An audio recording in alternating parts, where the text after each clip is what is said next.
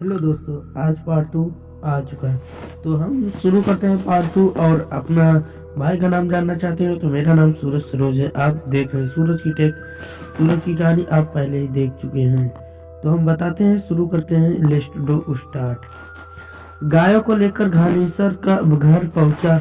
आज वह बहुत खुश लग रहा था और यह रह रहकर कोई प्रेम भरा गीत छेड़ जाता था। आपने ये भी कल सुना हुआ था।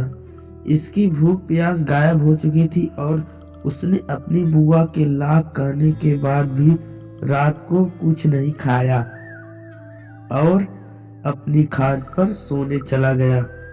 यहाँ तक आपने पूरी कहानी सुनी होगी। इसके आगे तक थोड़ा और था, मैं बिसर गया था और बता रहा हूँ।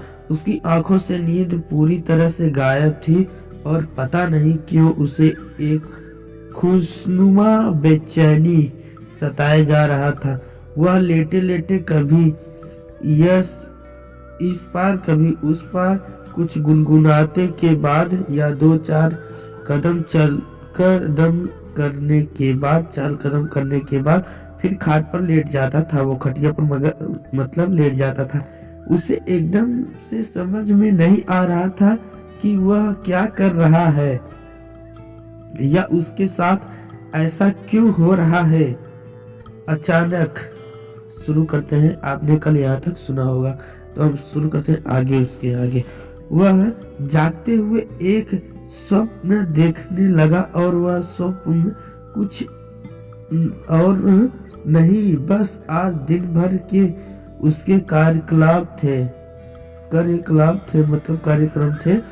और उसने अपने गायों को चराने के लिए जंगल में जाते हुए देखा। फिर कुएं के जागत पर बैठा देखा और फिर उसी किशोरी का आना और उसे पानी पिलाना।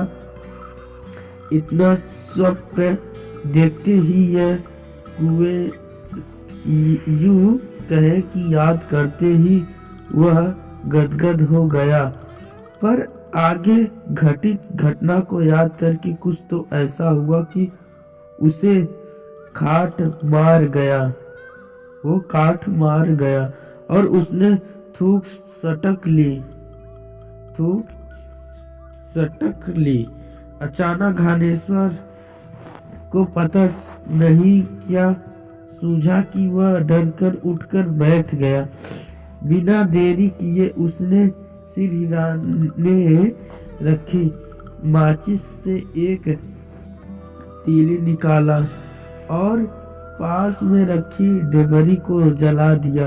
डेबरी के धुएं रोशनी में उसके माथे पर आए पसीने की बूंदों को साफ देखा जा सकता था। आप बता सकते हैं कि उसके साथ ऐसा क्यों हुआ? दरअसल उसके जहन में, वो जो शरीर में यह सवाल कुंदेर गया कि वह किशोरी इतने गहरे कुएं से अपने हाथ की अंजलि बनाकर पानी कैसे निकाल दी, और साथ ही उसने इतनी देर तक पानी पिया फिर भी उस किशोरी की अंजलि का पानी खत्म होने का नाम क्यों नहीं ले रहा था। उसने भूत प्रेत की बहुत सारी घटनाएं सुन रखी थी। उसके मुंह से अचानक निकल पड़ा भूतनी। इसके बाद डरे सहमे घानेश्वर ने उस डिपडिपाती ऐसी टिमटिमाना की लगे कि अब कुछ बुझा गया। डेबरी के प्रकाश में ही बैठे बैठे रात गुजर दी। सुबह डरा सहमा घानेश्वर गायों को लेकर सरे की ओर निकल गया।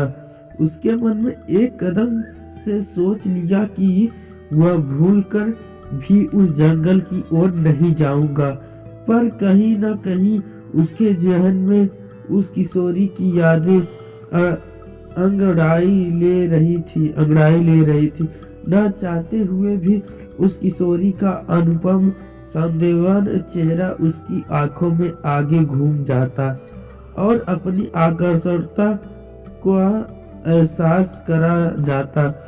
सारे में गायों को चराता छोड़ वहां पास में ही एक सूखी गढ़ी के किनारे एक आम के पेड़ के नीचे बैठकर उस किशोरी के बारे में सोचने लगा। और उसे पता नहीं क्यों ऐसा लग रहा था कि वह किशोरी को काफी समय से जानता है, वह उसकी परिचित है। उस किशोरी को संदेहपूर्ण शरारती चेहरा याद आते ही सहमा घनेश्वर मुस्कुरा देता।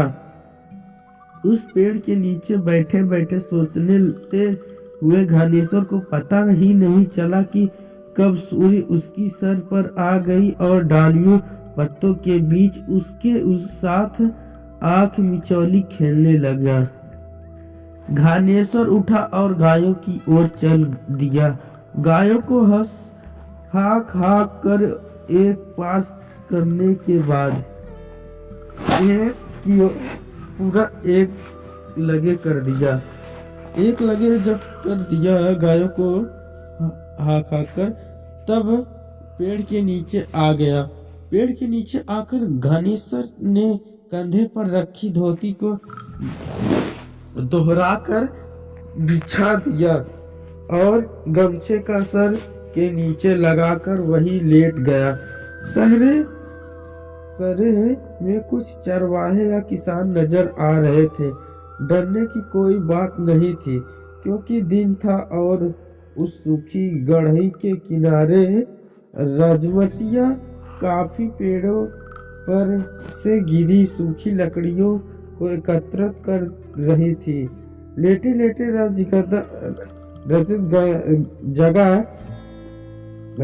जगह की घनेश्वर को पता नहीं कब नींद आ गई, पर नींद में भी वह सहमा दिख रहा था।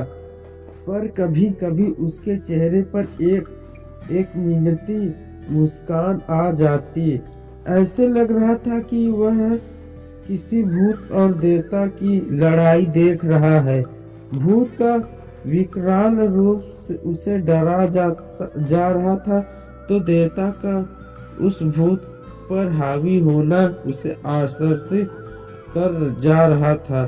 सोए हुए घनेश्वर को पता नहीं क्यों हुआ कि वह सबका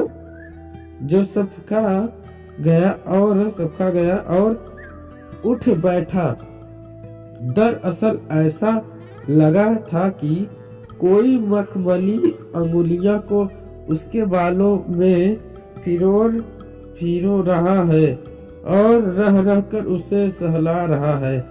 आसपास में किसी को न देख रहा है।